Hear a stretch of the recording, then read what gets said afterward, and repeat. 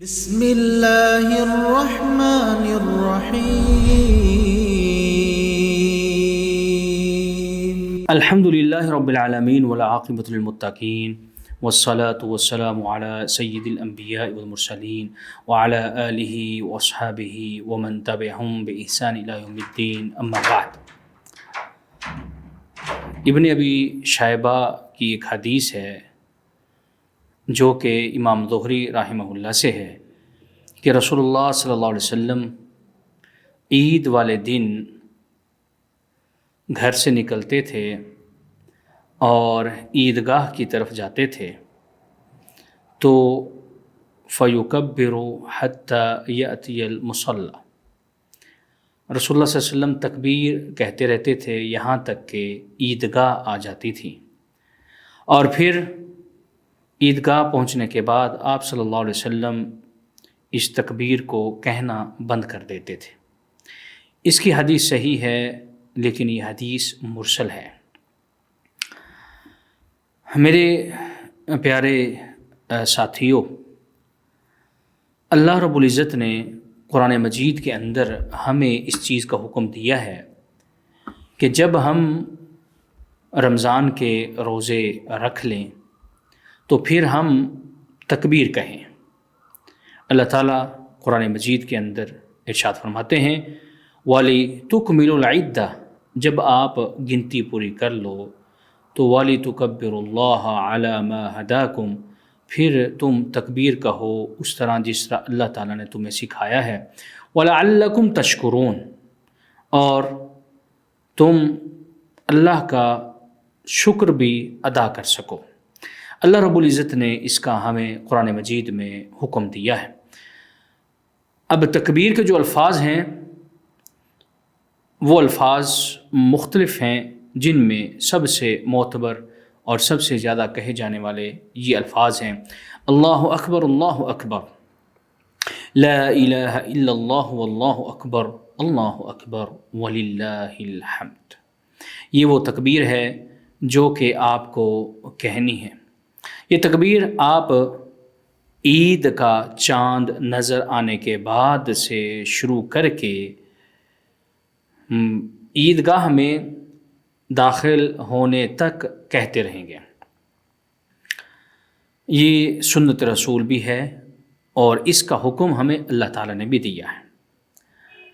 اسی طرح جب مسلمان رمضان کے روزے رکھ لیں تو خوشی کا دن منانے کے لیے عیدگاہ کی طرف جاتے ہیں، اور عیدگاہ کی طرف جانا یہ تمام لوگوں کے لیے ضروری ہے، خواہ وہ مرد ہوں اور خواہ وہ عورتیں جو حیض والی ہوں، ناپاکی کی حالت میں ہوں، ان کو بھی عیدگاہ جانے کا حکم دیا۔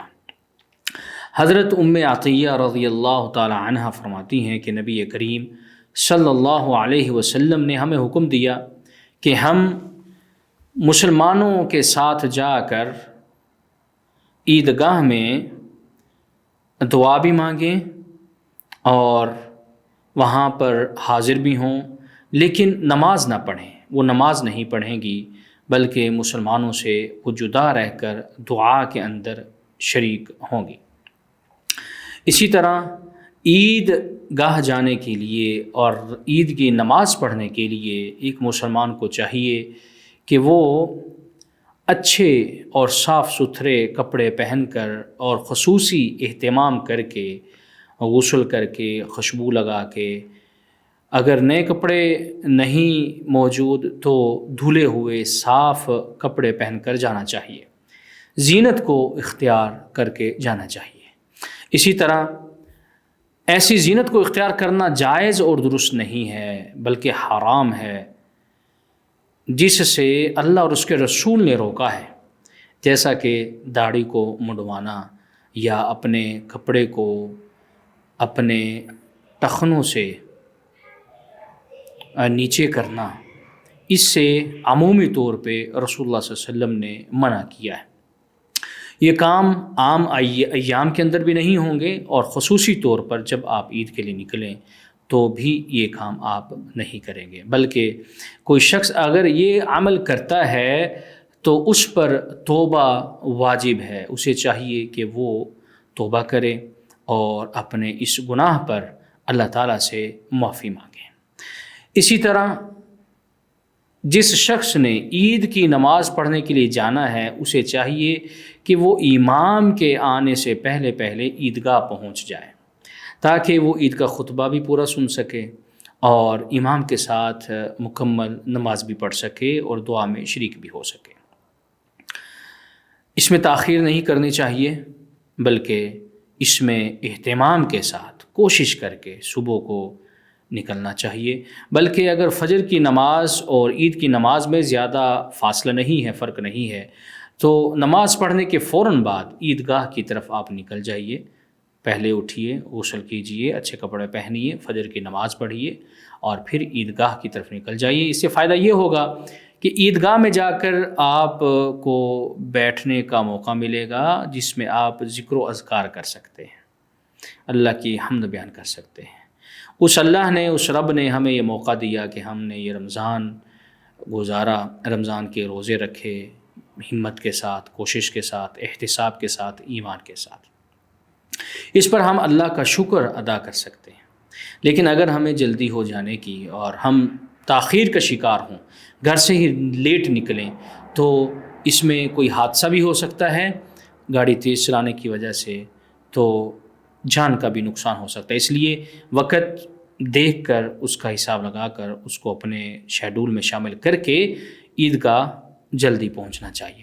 ایسے ہی عیدگاہ جانا اور عیدگاہ سے گھر واپس آنا، یہ دو مختلف راستوں کو اختیار کرنا، یہ بھی سنت سے ثابت ہے۔ اس لیے جب آپ تشریف لے جائیں عیدگاہ تو ایک راستے سے جائیں، لیکن جب واپس آئیں تو دوسرے راستے سے آئیں، تاکہ قیامت والے دن یہ دونوں راستے آپ کے عیدگاہ کی طرف جانے کی گواہی دیں اور یہ جگہ شہادت دے کہ یہ شخص اللہ کی عبادت کرنے کے لیے اور اللہ کا شکر ادا کرنے کے لیے عیدگاہ گیا تھا۔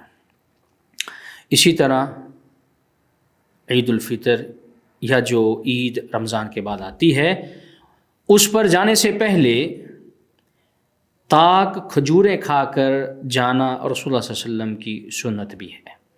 آپ جا رہے ہیں اور آپ کو چاہیے کہ 3 یا پھر 5 یا پھر 7 کھجوریں لازمی طور پر کھا کے جائیں، کیونکہ آپ نے روزہ رکھا ہے پورے رمضان کا، اب عید کا دن ہے تو اب آپ کھجور کھا کے رسول اللہ صلی اللہ علیہ وسلم کی سنت پر عمل کیجئے اور پھر عیدگاہ کی طرف جائیے۔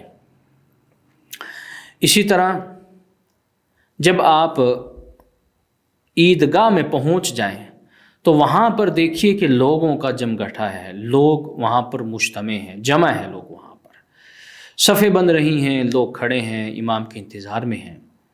یہ ہمیں عکس بندی کرتا ہے، یہ ہمیں یاد دلاتا ہے کہ ایک ایسا دن بھی آئے گا کہ جس دن ہم اللہ کے سامنے جمع ہوں گے۔ یوم یقوم الناس لرب العالمین، وہ دن جس دن لوگ اپنے رب کے لیے کھڑے ہوں گے۔ انظر کیف فضلنا بعضهم علی بعض، دیکھیے کہ ہم نے کیسے لوگوں پر فضیلت دی ہے، اور فرمایا کہ آخرت جو ہے اس کے اندر تو بہت عظیم درجات ہیں، بہت عظیم فضیلت ہے۔ عیدگاہ جائیے تو آخرت کو بھی یاد رکھیے کہ ایک دن آنے والا ہے، ہمیں اللہ کے سامنے کھڑے ہونا ہے۔ اللہ تعالیٰ سے دعا ہے کہ وہ ہماری اس دنیا کو اور ہماری آخرت کو بہتر بنائے۔ سبحان ربک رب العزت عما یصفون وسلام علی المرسلین والحمد للہ رب العالمین۔